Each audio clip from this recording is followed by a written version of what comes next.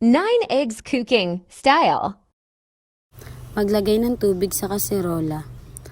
Pagkatapos, ilagay ang kaserola na may tubig sa kalan at sindihan at ilagay na ang itlog.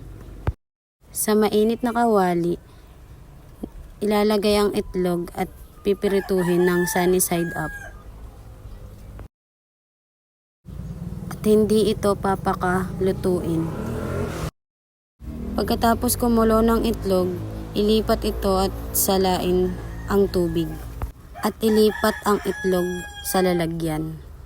Maglagay muli ng tamang tubig sa kaserola. At pakuluin muli ang itlog na bagong lagay. Sa mainit na kawali, maglagay ulit ng isang pirasong itlog at lulutuin ang overhard egg.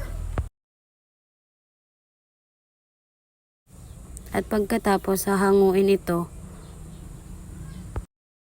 maglagay muli ng itlog at gagawing scrambled egg. At pagkatapos maluto, ilipat ito sa malinis na lalagyan. Magsalang ulit ng itlog para sa patatlong luto. Magluluto tayo ngayon ng basted egg na paliliguin ang itlog sa mantika. Lipat ito sa malinis na lalagyan.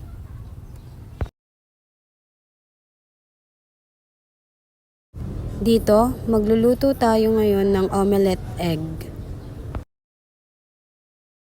At ilipat ito kasama ng mga itlog at lagyan ng filling.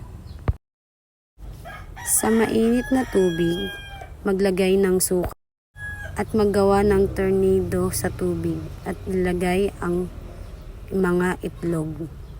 At doon makakagawa na tayo ng poached egg.